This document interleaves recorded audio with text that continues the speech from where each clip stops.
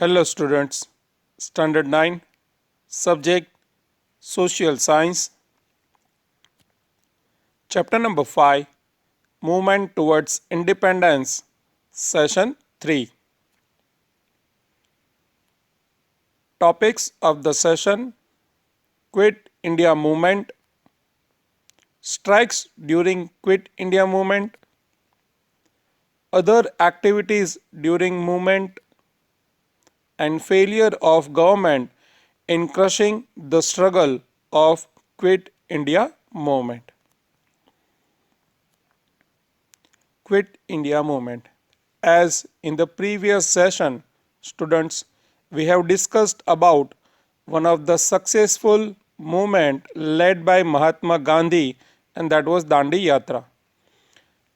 Over a period of time, the people got enlightened with the patriotic feeling. लोगों में देशभक्ति जोश उत्साह बढ़ते ही गया और फिर से एक बार गांधी जी एक न्यू मूवमेंट के साथ, एक नए जोश के साथ लोगों को ब्रिटिश गवर्नमेंट के सामने फाइट करने के लिए, रेडी करने के लिए उन्होंने एक मूवमेंट स्टार्ट की, and that was quit India movement.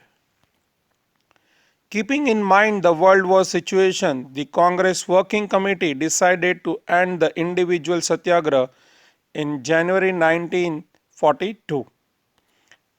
The British government attempted to deceive the people of India by Cripps mission.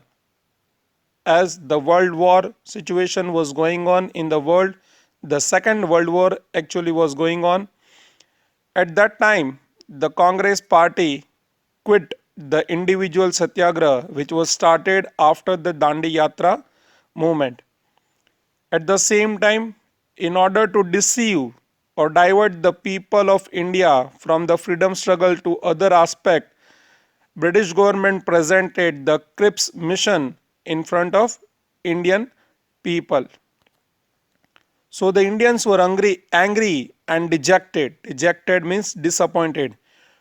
Due to the decisive policy on a name of Cripps mission, British government tried to divert the thoughts of India from the freedom struggle to the other aspect.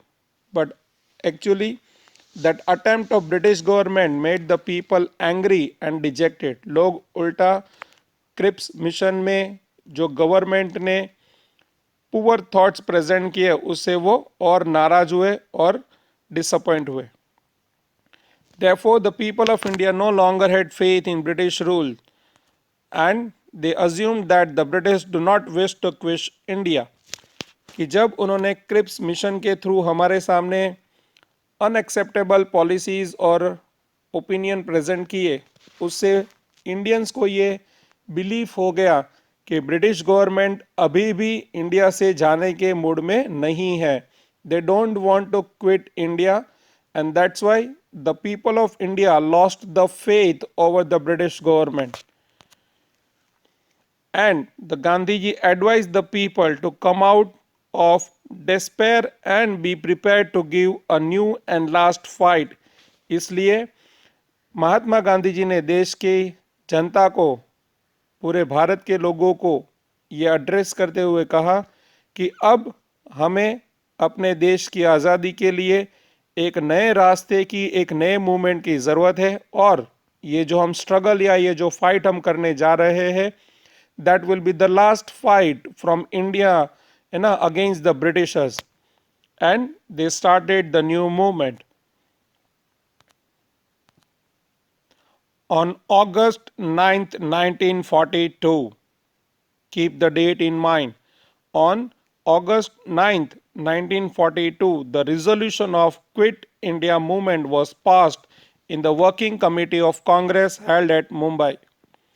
1942 9th अगस्त में मुंबई में जो national Congress party का annual session हुआ, वहाँ पे गांधी जी की leadership में एक न्यू मूवमेंट के बारे में डिक्लेरेशन हुआ, and that was Quit India movement. That means now the Britishers have to quit India at any cost. अब ब्रिटिश गवर्नमेंट को भारत छोड़कर जाना ही होगा. Right, that movement started.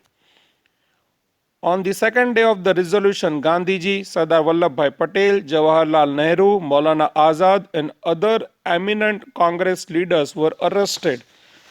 As soon as the Congress Working Committee passed the resolution about the Quit India movement, जैसे ही quit India movement के resolution के बारे में डिस्कशन हुआ और मूवमेंट डिक्लेयर हुई, ब्रिटिश गवर्नमेंट ने घबरा कर डर कर इस मूवमेंट को रोकने के लिए महात्मा गांधी जी, वल्लभ भाई पटेल, जवाहरलाल नेहरू, मौलाना आज़ाद और दूसरे जो मेन लीडर्स थे नेशनल कांग्रेस पार्टी के, उन सभी को अरेस्ट कर लिया. Newspapers were banned. Regional and district level Congress leaders were also arrested simultaneously. हर तरह से ब्रिटिश गवर्नमेंट ये कोशिश में जुट गई कि किसी न किसी तरह क्विट इंडिया मूवमेंट को शुरू होने के पहले ही रोक दिया जाए. तो जितने भी इंडियन फ्रीडम फाइटर्स और लीडर्स न्यूज़पेपर प्रिंट करते थे, उन सभी न्यूज़पेपर पर बैन लगा दिया गया. डिफरेंट रीजन और डिस्ट्रिक्ट लेवल पर भी जो कांग्रेस पार्टी के डिफरेंट लीडर्स थे, उनको भी एक एक करके बारी बारी अरेस्ट कर लिया गया. Arrest of Gandhi and other leader resulted in a nationwide strike, and to this Gandhiji said, "This is the last fight in my life, and therefore the people of India should make all attempt to achieve the independence." Mahatma Gandhi ji ने अपने through लोगों को एक एनकरेजेटिव message दिया कि आज हम ये जो मूवमेंट स्टार्ट कर रहे हैं, ये जो क्विट इंडिया मूवमेंट है, वो मैं अपने हिसाब से अपनी लाइफ की आखिरी फाइट समझ रहा हूँ ब्रिटिश गवर्नमेंट के सामने. और ये हर भारतीय से भी मेरा एक रिक्वेस्ट है कि वो अपनी पूरी ताकत लगा दे और किसी ना किसी तरह देश को आज़ाद हम करवा ही लेंगे. He gave the slogan "Do or Die" और क्विट इंडिया मूवमेंट को सक्सेसफुल बनाने के लिए, लोगों में एक जोश पैदा करने के लिए गांधी जी ने एक नया स्लोगन दिया, डू और डाई. यानी इंडियंस को यह मैसेज था कि देश को आज़ाद करो या तो देश की आज़ादी के लिए लड़ते लड़ते मर जाओ. यानी हिंदी में अगर इसका ट्रांसलेशन करें तो सेंटेंस बनता है करेंगे या मरेंगे. करेंगे मीन्स या तो हम अपने देश को, अपनी मातृभूमि को ब्रिटिश गवर्नमेंट की गुलामी से आज़ाद करवा लेंगे, या तो उस देश की आज़ादी के लिए लड़ते लड़ते मर जाएंगे. Strike during Quit India movement. The rural and the urban regions of the country, including workers, farmers, youth, students, teachers, businessmen and women in the forefront of this movement. Society से, हर सेक्शन से, हर तबक्के के लोग इस movement में जुड़े. Even students who were going to schools and colleges, they also joined the movement. Women left the houses. औरतें अपने घरों से, अपने घर के कामों से बाहर निकली और देश की इस आज़ादी की लड़ाई में जुड़ गए. Worker went on a strike in the factories. Iron factories in Jamshedpur and the cotton mills at Mumbai and Madras too were on strike. 1 lakh mill workers of 75 cotton mill industries in Ahmedabad went on a peaceful strike for 105 days.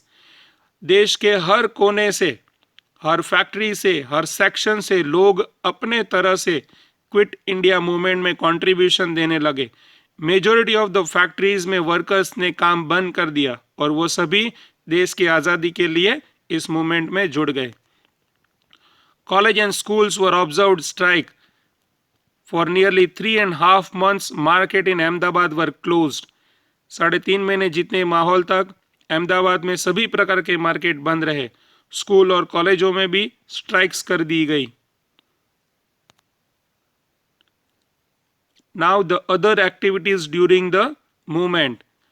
As students in your textbook, they have titled this point with other aspect.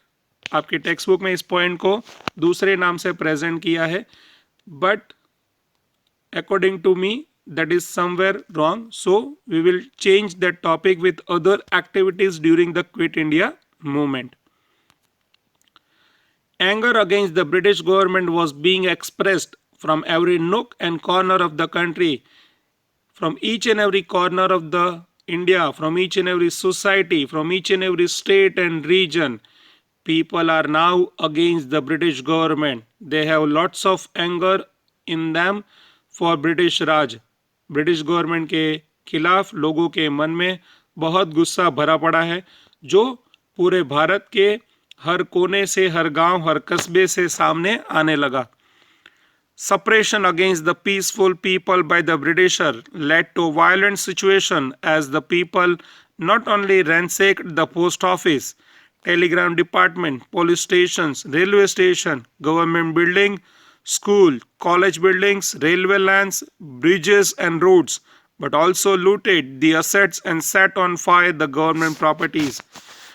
In order to suppress the struggle, कि ये जो आज़ादी की लड़ाई भारतीय लड़ रहे हैं, उस मूवमेंट को रोकने के लिए, लोगों के अंदर डर और खौफ पैदा करने के लिए ब्रिटिश गवर्नमेंट ने पीसफुल वे में अपोज कर रहे पीपल पर लाठीचार्ज, फायरिंग करना शुरू कर दिया.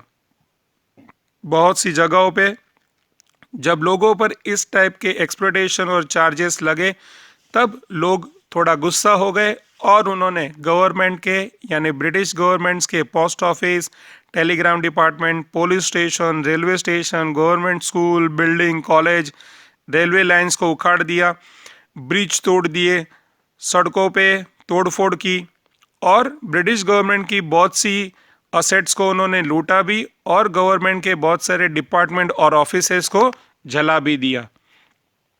In these railway incurred the heaviest losses. In many of these areas, people even used the bomb to destroy the British properties. Now, failure of British government in crushing the struggle. British government ने अपने level से हर तरह की tactics adopt कर ली कि वो quit India movement को रोक पाए, बट उन्हें उसमें सक्सेस मिला नहीं. The government tried to suppress with movement with the hard hand.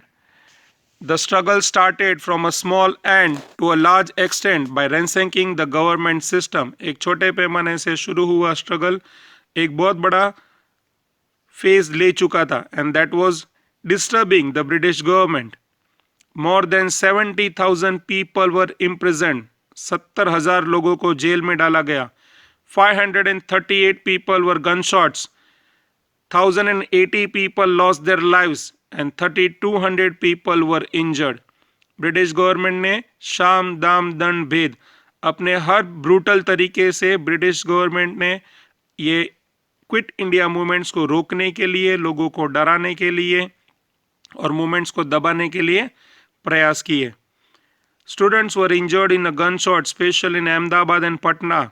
छोटे मासूम स्कूल जाने वाले बच्चों पर भी ब्रिटिश गवर्नमेंट ने बहुत बेरहमी से गोलियां चलाई.